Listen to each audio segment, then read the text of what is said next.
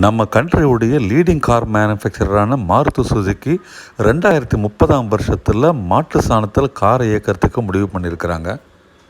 Maruti Suzuki இப்போ leading car manufacturer.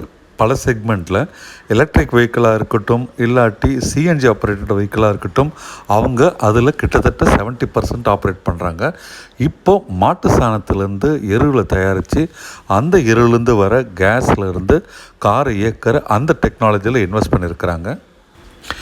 நம்ம India மட்டும் இல்லை, வெளிநாடுகளிலும் பல நாடுகள் மாட்டு சாணத்தை ஒரு எரிபொருளாக பல நூற்றாண்டுகளாக உபயோகப்படுத்திட்டு இருக்கிறாங்க. ஸோ மாட்டு சாணத்தை ஒரு எரிபொருளாக யூஸ் பண்ணுறது இப்போ ஒன்றும் ரொம்ப புதுசு இல்லைங்க. பல நூற்றாண்டாக நம்ம செஞ்சுக்கிட்டு வர வேலை தான்.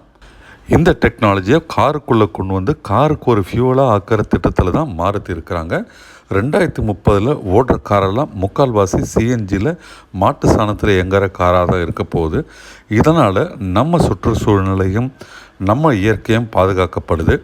இப்போது இந்த டெக்னாலஜிக்காக குஜராத்தில் NDDB எனப்படும் மில்க் ஃபெடரேஷன் கூடவும் சில பால் தயாரிக்கிற கம்பெனி கூடவும் மாருதி கான்ட்ராக்ட் போட்டிருக்கிறாங்க.